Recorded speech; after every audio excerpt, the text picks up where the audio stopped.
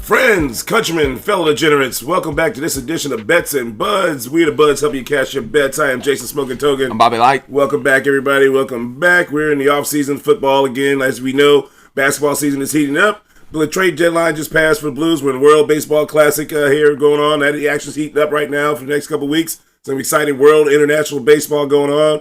And it's just got a lot of off-season shit that you got to talk about and cover up here in sports. Yes, we do. And, well, first off, let's start with that uninspiring speech that Aaron Judge made to the players of the U.S. team. Oh, Jesus Christ. It put you to sleep.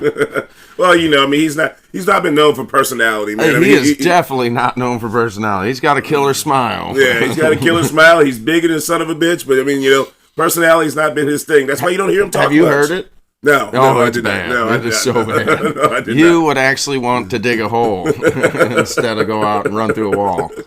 But, you know, I mean, again, like I said, he's not known for his personality at all. I mean, he's just, you know, he's one of those. I mean, good think about it. He's a New York Yankee, and how many times have you actually heard Aaron Judge speak? Not many. I think I heard an interview when he was on Pat McAfee's show like earlier this week. And that was like the first time I could honestly say that I've really, truly heard him ever speak. Listen to him speak. Yeah. Well, they play Great Britain today, and it should be a massacre. They beat the dog shit out of Brazil last night.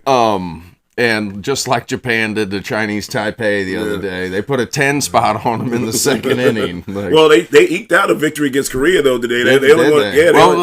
You're looking at 3 teams in this one, 4 teams really. You got the United States, Japan, Korea, and the Dominican. You've got the Dominican. Maybe the Mexicans can make some noise. And Venezuela might have an outside chance too. Venezuela always has some ball players on their squad. It's Japan. It's going to be Japan. Yeah, it's going to be Japan. I mean, that's pretty much our peak competition right now. So. Yes. You've got Great Britain versus the U.S. today, and then is that it for today? Oh no, you got Colombia versus Canada. That one's actually going on right now. Canada's leading 2-1. Are they? Yes. I mean, you know. Nicaragua versus the Netherlands, Brazil versus Italy. I mean, some of these is going to be ugly. There's going to be some ugly baseball. Because half of these guys are like freaking plumbers and shit. You know, they're not even real like professional baseball players. So, I mean, I think like Japan and the U.S. and Dominican, like those are the teams. Yeah, those are the ones with major league baseball players, top right, to bottom, right.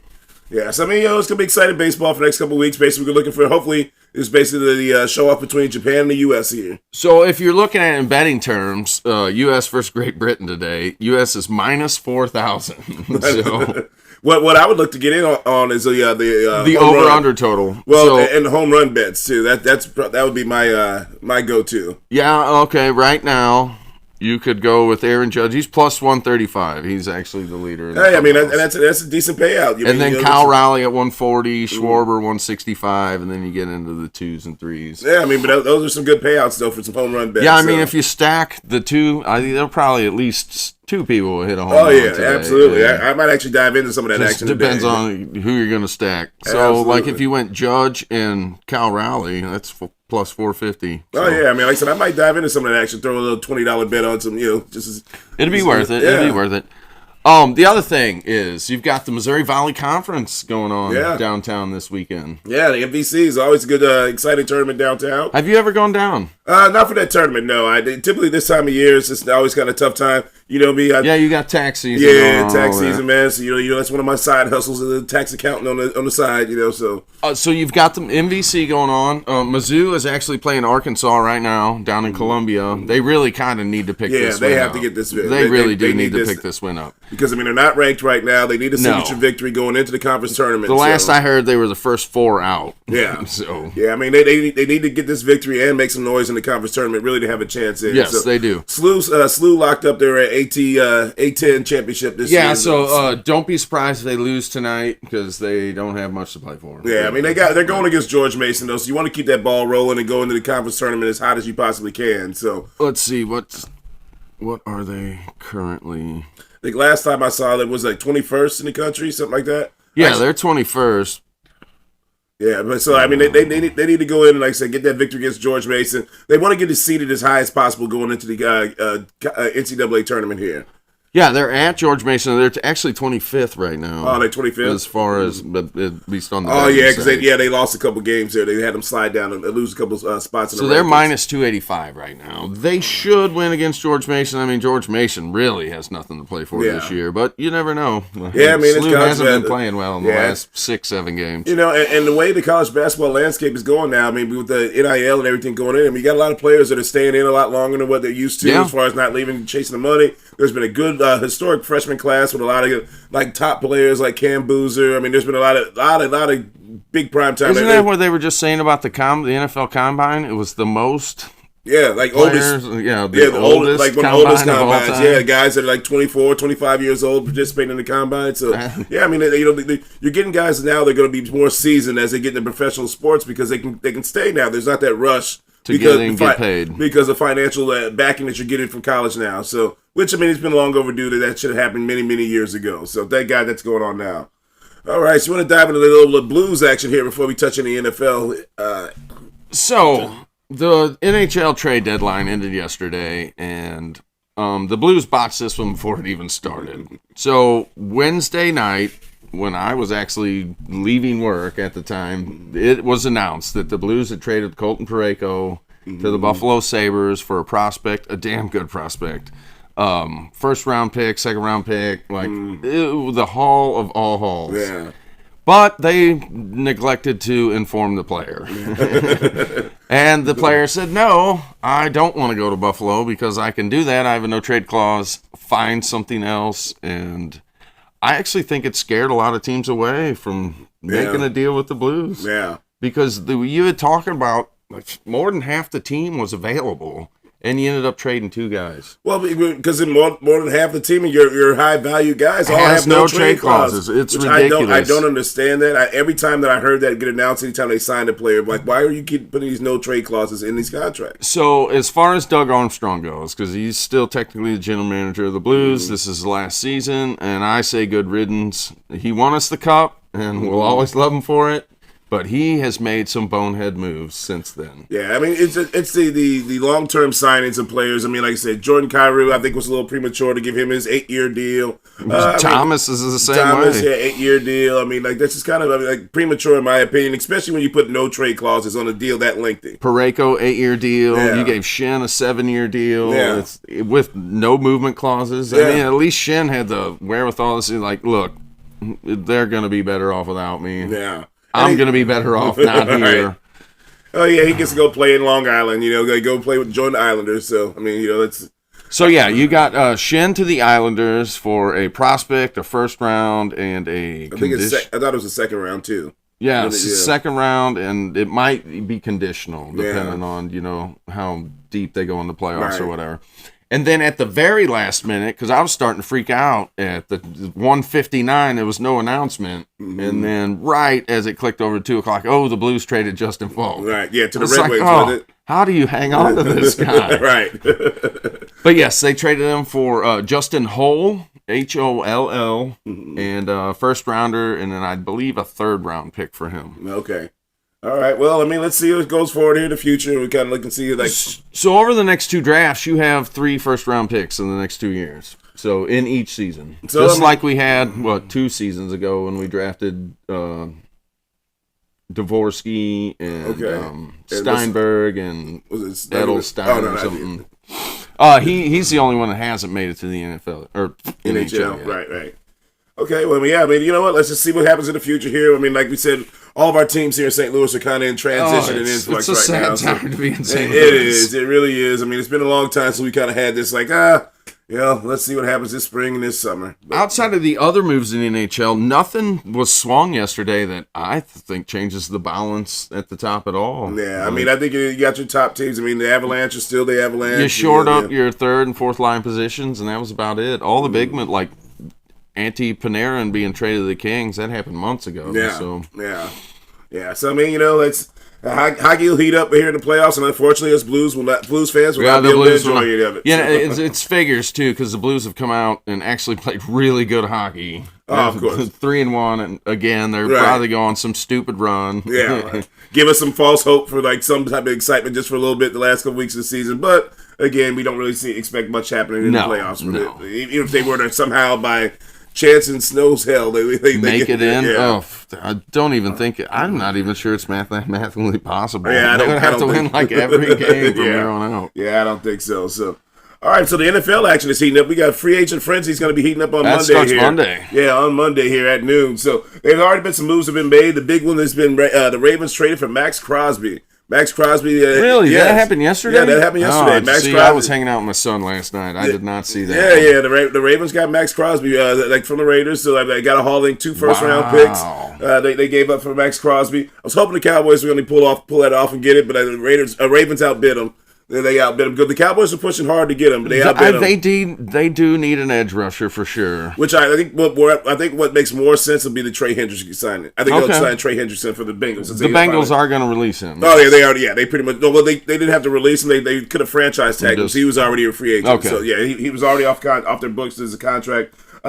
David Montgomery also was traded to the Texans. So then they turned around and released Joe Mixon. Oh, yeah. I mean, Joe Mixon, that was a mystery injury last year. I mean, like, you kind of never really heard a lot of what actually happened with Joe Mixon. Thought he might come back, never came back at all. So they're going to put David Montgomery to pair with Woody Marks, the rookie from last year. So I think that's going to help their backfield and their running game because C.J. Stroud needs a play-action But again, they traded away an offensive lineman. Yeah, I know. I mean, but I think at the end of the day, they brought back Trent Brown and they re-signed him. So yeah, I mean, who knows a retool an offensive line, but they can. I mean, we can see it can happen. The Bears did it last year. Yeah, so. The Bears did it last year. Well, speaking of the Bears, they lost their center. Dahlman retired at 27 years old. Decided he wanted to be done with football. Yeah, decided he was done. I mean, he's a Stanford kid. Used to the brain. He probably got banged up a little bit too much in the head and was like, you know what?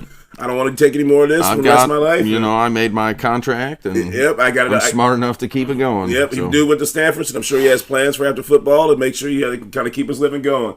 DJ Moore that was another big trade to the Bills. That was the big one. Yeah, that was another one to the Bills. So that's a huge pickup. I've seen a lot of people bitching about, they gave up a second-round pick for DJ Moore. Who in the second round or above were you going to get that's going to come in? You don't know what these picks are going to make. You know what DJ Moore is. I mean, he's a stud. And that's what they needed last year. So, I mean, to get that and pair him up with Josh Allen, I think that's going to be a big pickup for them. The other criticism I heard was his yards per reception has gone down every year, and his targets have gone. Well, yeah, his targets have gone down. His usage has gone down.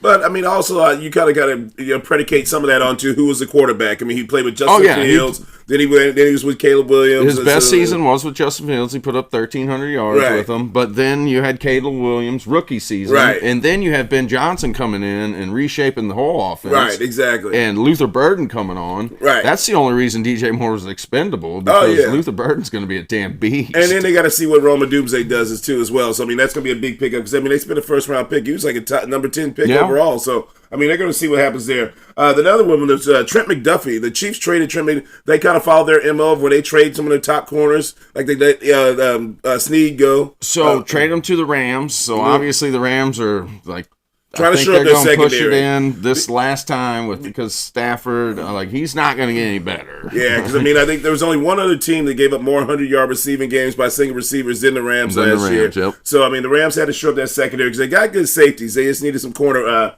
Some depth in the corner secondary position. So that's because the pass rush is there. Yeah, the pass rush is there. So he's kind of had to have the back four match up with the front seven. And then we got Daniel Jones was transition tagged to the Colts. So we'll see what happens there. Somebody can match that, and the Colts somebody can sign him, and the Colts got the right to match it with the transition tag on. I think this was a smart move by the Colts because nobody's signing Daniel Jones off that energy for $37 million. No, absolutely not. So I mean, they got him short up there. They also whispers that he might, because the Kyler Murray's his sweepstakes is going to be a little hot too. I think too as well. So that was one team that they might was kind of whispered because I mean he's only going to get paid like $1.2 million. Yeah, kind of like the Russell Wilson deal when he got let go with the Broncos because Arizona still has to pay that money. Fat ass. Yeah, so he's going to get signed for the veteran minimum. Whether it be some Minnesota and the Colts are like two teams that were kind of leaning heavily on the Kyler Murray train. Then we also had Jermaine Johnson was traded from the Jets to the Titans. Okay. He's a defensive end there. So, he was a top pick. He was I want to say top 15 at least pick for the Jets a few years back out of Florida State. Tyler Badiash, I always forget how to say his name. He's a former Cowboy, went to the Washington Commanders. The Chargers picked him up as a center here. So with them getting back Rashawn Slater, getting Joe Alt back, and then they got Body Ash at center. They can help shut up that offensive line. The Chargers, I mean, as long as the Harbaugh's running that thing, the Chargers are going to be... Oh, yeah, I mean, because they're always going to make sure, because Harbaugh likes to pound the football. He loves Justin Herbert, so he's going to make sure that he can do whatever he can to protect him. So we kind of go from there as far as... So they just really need to solidify the offensive line. They do. Maybe pick up another weapon or two there as far as in the wide receiver room. And they can kind of go and solidify that offense for... Because, I mean, their defense looked great. I mean, now they lost Jesse Minter. He's coaching the Ravens now, but...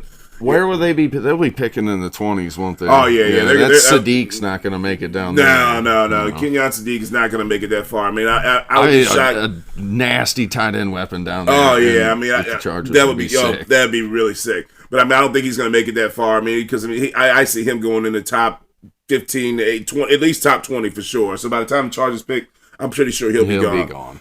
George Pickens also was franchise tagged by the Cowboys. Yeah, so he was not happy about it. Yeah, he was not happy, but he'll make his 28 million, whatever it is this year, and then like hopefully just solidify for him going forward. Like it's another prove-it year for him. So hopefully that keeps him hungry to get that big money, to go after his contract, his big long-term contract. And then this allows the Cowboys, because I think Dak Prescott restructured his deal. Tyler Smith restructured his deal too as well. So they had added about $47 million in cap room right now. So hopefully the Cowboys got a little bit. Defense, linebacker, secondary. I feel like they need to go like the Falcons model from last year, where they went heavy on defense in the draft. And they should. And then Trey Henderson, to me, with them losing the Max Crosby sweepstake, I think they need to bring Trey Henderson. We know what the offense is. Yes. The offense is legit. Yeah, they re-signed Javonte Williams, because he had a good season last year. 3 years for 24. Yeah. So he got a good little payday for a running back market right now, and so you just got to go from there. I mean, I think the Lions have made a couple moves transition wise. I think they let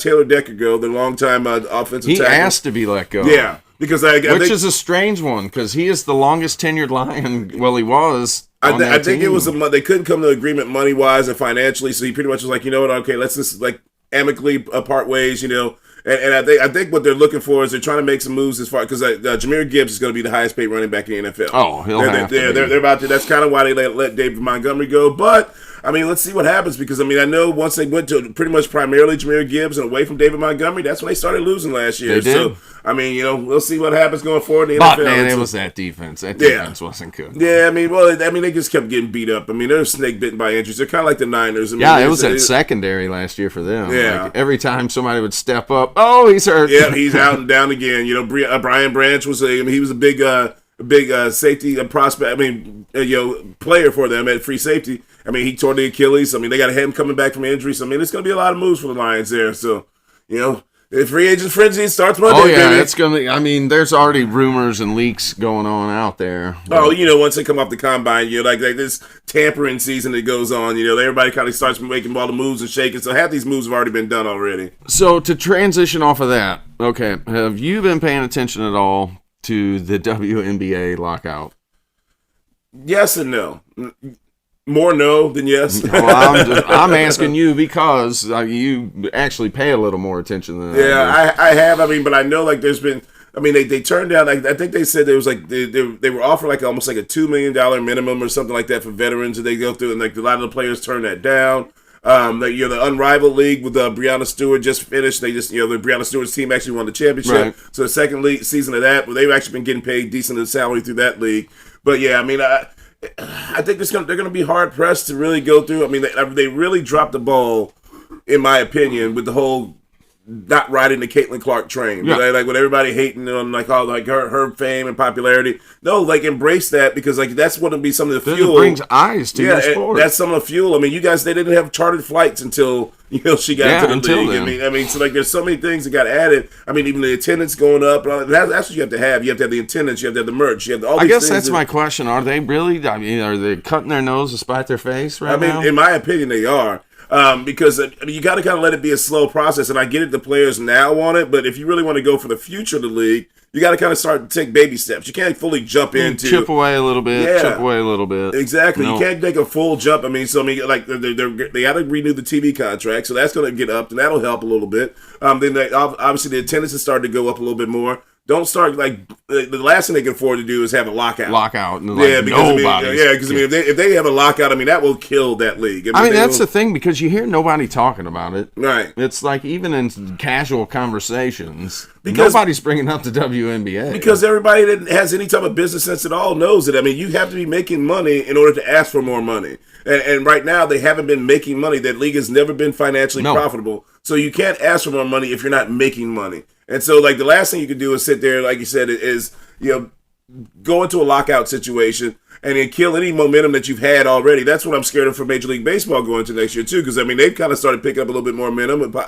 and popularity. And especially with the stuff going on with the president of the baseball operations, or the MLPAA or whatever. Oh, yeah, the Players Union? Yeah, the Players Union, was that Tony Clark, wasn't it? Oh, yeah. What was it, the misappropriation of funds? Misappropriation of funds, cheating on his wife with his sister-in-law. Yeah. And you gave her a job too on top of it. No, there's turmoil going on there, and baseball could be headed down for another lockout like '94. Yeah, which I mean, like I said, would be, in my opinion, a death blow to baseball. I mean, not that it would kill it and like the league would be over, but the last thing they can afford to do is have a labor stoppage and kill any momentum they've had. Right. Because I mean, you got to think. I mean, like right now. Like, I'm sitting there trying to figure out, okay, how am I going to show Cardinals baseball in the bar now? Because, I mean, right now, I forgot. I actually forgot about that. Yeah, what are they using? Is it MLB.com? Yeah, it's MLB.com or something like that. I know they said to check this month because I looked at it last month. They said check this month back to see what the options will be like when you're using satellite providers and all that other type of stuff like that. So there might be a chance. So just kind of how like they have Amazon Prime gives us a specific channel. Specific package. And there's a specific channel to watch games from the Thursday Night Football on Prime. I'd imagine it'd be something like that along those lines with Cardinals baseball, which of course with another additional fee. I guess you'll have to pay for Cardinals games. Yeah, pretty much. I mean that's kind of where we're at right now. And so I mean that's again. So baseball, you can't really afford to buy baseball. Yeah, I know you can't really afford to lose any more fans. So that's neither here nor there, but that's where we get. So. I'm looking forward to next week where we get to have a little bit more free agent frenzy. We'll know who's probably, you got the SEC tournaments. All the big tournaments will start next week. Yeah, conference tournaments are going here. Men's, anyways, because you've got a lot of women's tournaments. Yeah, the women's tournaments are actually going on this week. So are starting up this weekend. Yes. So, all right. So we've got anything for the world of MotoGP, Director Dave? No, are they off this week? They rest next week. Next week? Next week. Do they do every other week? It depends. It just depends on where they're going. Cool. Well, that's all I got for you, brother. Did they make a decision on the Qatar race yet? Not yet. Not yet. I'm sure it won't happen. Okay. Yeah. We'll keep you informed on that if you're listening to us for MotoGP information. All right. Well, there we go. All right. Well, shout out to Director Dave for keeping us up on the ones and twos. Shout out to True on the Track for breastless with these beats. All right. Make sure you hit that like and subscribe button, add in the comments section. I'm Jason Smoking Token. I'm Bobby Light. See you next week. Peace.